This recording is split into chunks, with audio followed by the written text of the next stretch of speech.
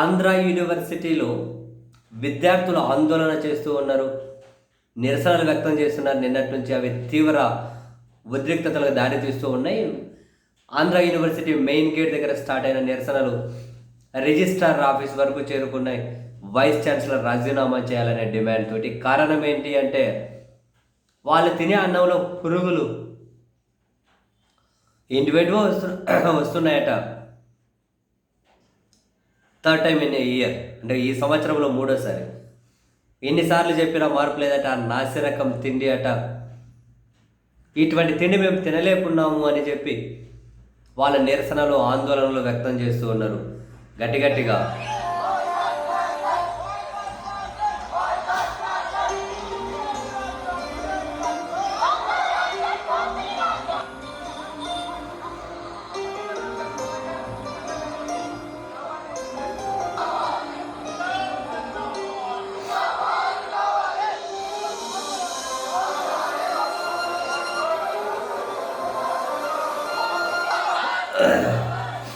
ఆ పెద్ద పెద్ద పురుగులన్నీ ఉన్నాయి.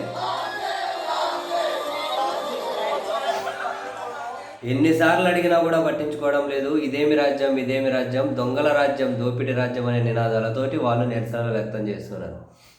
అవి ఊకోండి అబ్బా.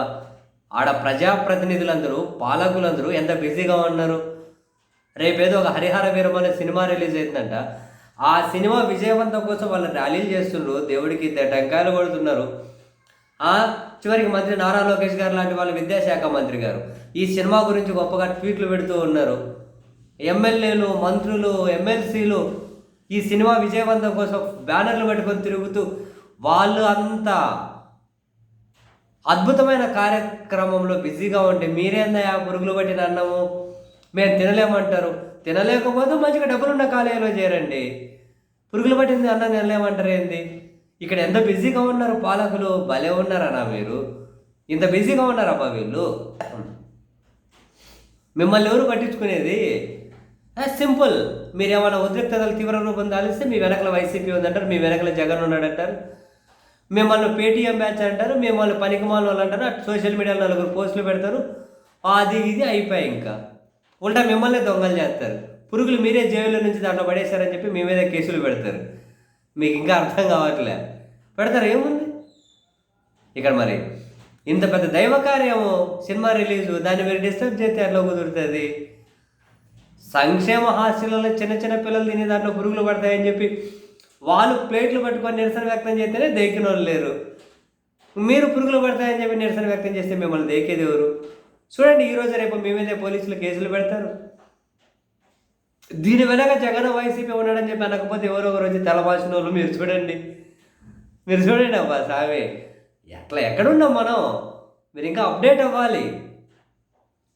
అన్నంలో పురుగులు ఉన్నాయని చెప్పి నిరసనలు కాదు మీరు వ్యక్తం చేయాల్సిందే.